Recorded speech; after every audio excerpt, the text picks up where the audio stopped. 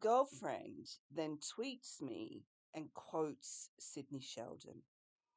Well, you know, as someone once I said, but I'm a middle-aged woman, and they said, you're past that. I will live to 300. Um, uh, um, and it terrified me, and it terrified me the fact that they thought that they could converse in Sydney Sheldon. I read Sydney Sheldon when I was like 13. Was, all those books I read when I was extremely young. In fact, those books got me to biographies, autobiographies, because after the first couple of reads, they're quite basic, but they're good. But good. I'm not knocking them, not knocking them, but don't quote them. I won't understand that. I won't understand that childlike mentality. Also, there's another, because of that scenario that happened in Vancouver.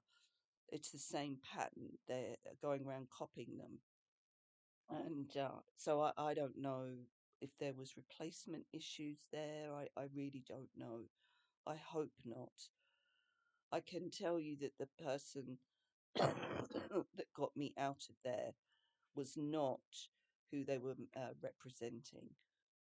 You're scared, and you've changed your whole life and been feared by that person.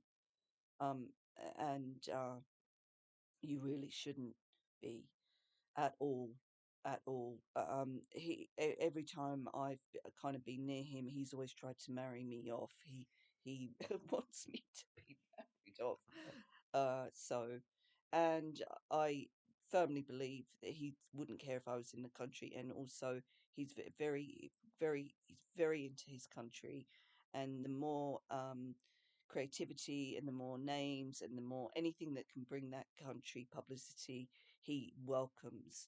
And so I can absolutely see why, when I went up to Canada, they felt me up, they denied me. Yeah, they got men to touch me.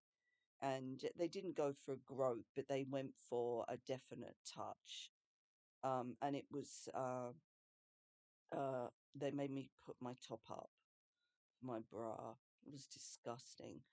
They also copied everything from my laptop, and I have asked for that laptop because I need those photos, and nothing.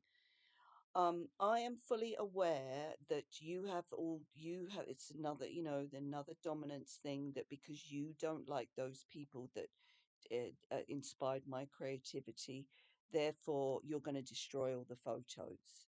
No, it doesn't work like that.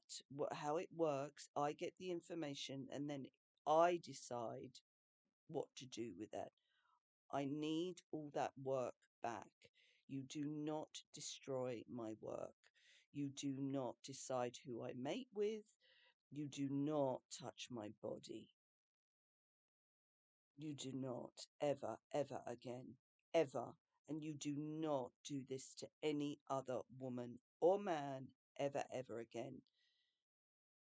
Ever. Yes, so, and the baby thing, no, other people know that, that's not my child. Um, and they've actually put it on TV. Yeah. So it is harassment. With the, guardianship, that was a one big grape, one huge grape of grape.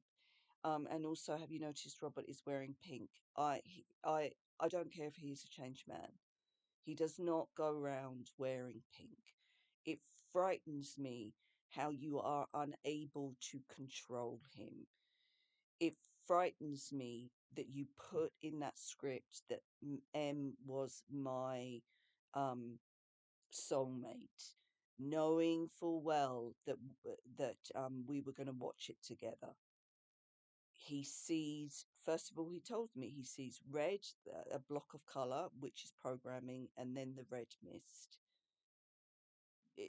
That is Robert. To your version of Robert doesn't exist. He is maniacal. He is a killer. His problems in his brain would be that if I died, then he'd get wings. And while Matt M can say, "Oh well, I didn't realize he was going to take my words to extreme," did any of us ever think that they were going to do that? Immediately when you found out, you should have said that, there is at no time are you going to get wings. Nicole Raj, she was vicious to me, and now I realize it's because she thought that H had the guardianship and that they would be in contact. Let me say this to you in other terms, H. Imagine if someone took your dog, and because of things that I had done, they then were trying to get your dog. How would you like that? You know, I don't like this business. That was John's sign. And it was John that used to say the passwords, and then lo and behold, I'm out in public somewhere.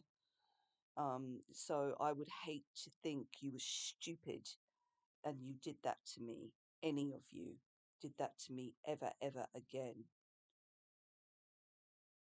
I would, that would surely be your demise.